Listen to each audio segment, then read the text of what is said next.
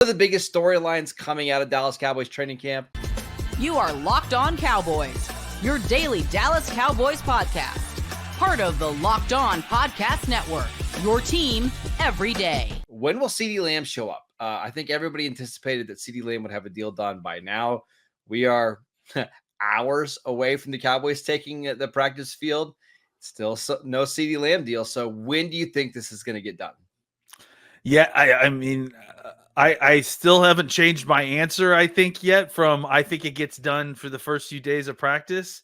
But obviously, as we get closer and closer and you don't hear a ton of movement, I mean, I think there's been some whispers here and there that the two sides are talking, but I start to get a little bit nervous about that prediction. I think at this point am gonna believe that I think CD comes in and they get a deal done probably before the second week of practice. Once these guys get in the same town, and then that kind of really starts putting a lot of positive momentum in these contract talks. I do think that the Cowboys are, feel. I mean, the numbers have to be kind of in place in a large degree, right? So I think that the structure of everything is kind of where it needs to be. It's really about getting these two sides together and kind of haggling out the final number. And that's why I don't think that it would be too long or too contentious a holdout, because it's all kind of structured there. And I think it really is just about getting them together and talking about it and kind of hammering out the final number to kind of get him in. But if not, it could linger on. I just don't imagine that this is going to be something that lingers past the first potentially 2 weeks of camp. Only because like I said, I think that they have to be at least like 90% of the way there. It's just kind of figuring out that last little percentage point, and hopefully, no one's feelings get hurt over that process. And the other thing is every day that CeeDee Lamb misses, he is subject to a pretty hefty fine, which is my next question. Do we see a potential hold in for CeeDee Lamb where he's going to the meetings, he's going to the practices, but he's not actually practicing? Or is he just completely going to be away from the team until he gets a new deal? This hold in thing has become somewhat of a new thing. Jordan Love is currently doing it now with the Packers. We've seen Nick Bosa did it last year with the 49ers. What do you expect to be the case here?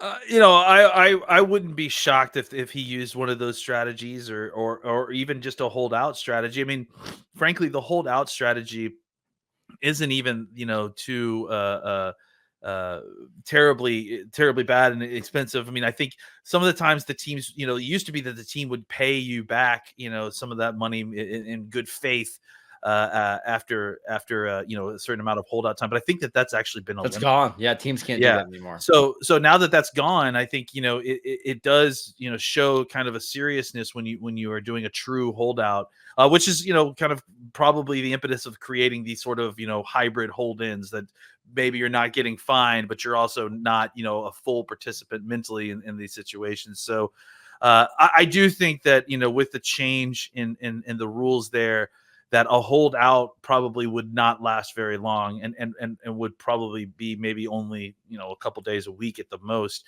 But if he decided to kind of, be a little bit tricky and try to participate in this hold in situation, maybe he has a hammy that's tightened up on him. Oh no, guys.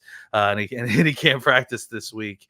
I wouldn't be shocked. I just listen. The truth of the matter is that all of this is on the table, and negotiations, they can be tough, right? They could really be contentious all the way up until the point where you smile and shake a hand of a guy that you're going to be working with for the next 4 years and hand him a whole bunch of millions of dollars and everybody's happy, right? So I wouldn't be surprised if all these techniques get used, or if some of these techniques get used, but I honestly still put my betting odds on this getting done in the first few days of camp.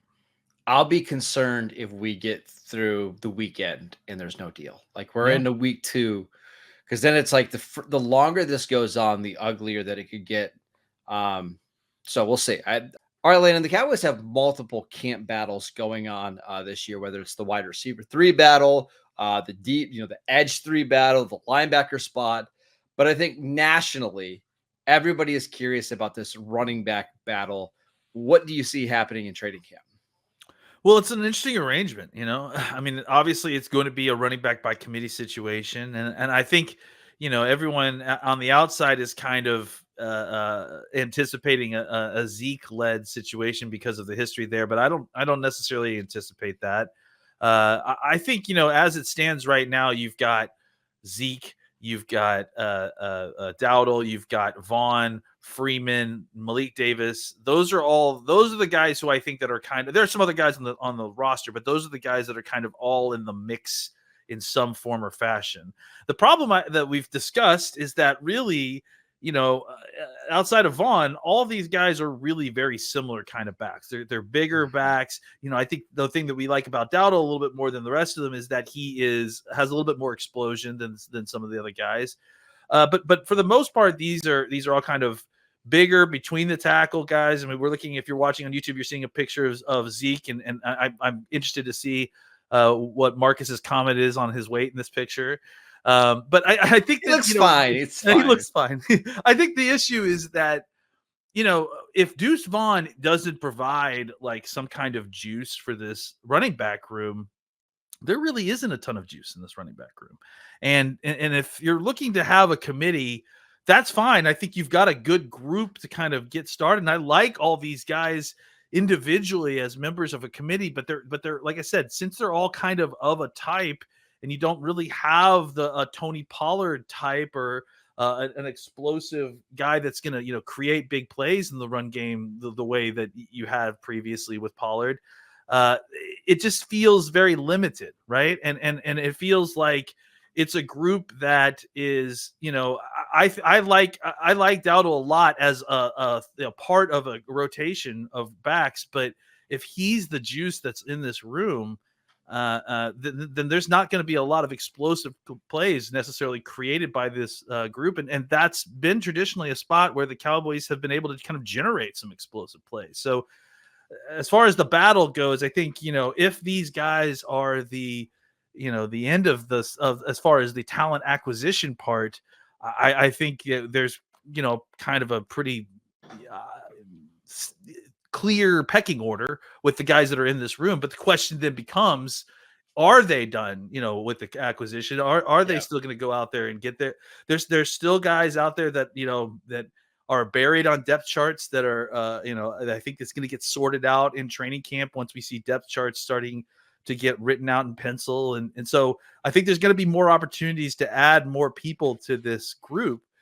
The interesting thing is, you know, can you find somebody it kind of fits that role of an explosive, you know, change of pace back, which is, you know, probably the more difficult archetype to find, you know, this late in the game. I'm excited to see when the consensus comes of two things, right? It could either be one, okay, this X running back has separated themselves from the pack, and he's clearly the best runner of the group, right? Mm-hmm. Or it's time for the Cowboys to make a move. Like, it just becomes so clear and obvious to everybody at training camp. Like, a lot of these dudes are just dudes, right? And they need to go out and get a guy that can actually lead the backfield. At what point do one of those scenarios play out? I got to imagine, Landon, it's going to be pretty quick. Like, I think we're going to find out within, I'll say 2.5 weeks, like who's going to be the starter or when do they need to go out and make a move. That's one of the things I'm the most curious to see when it happens and what do they ultimately do at the running back spot.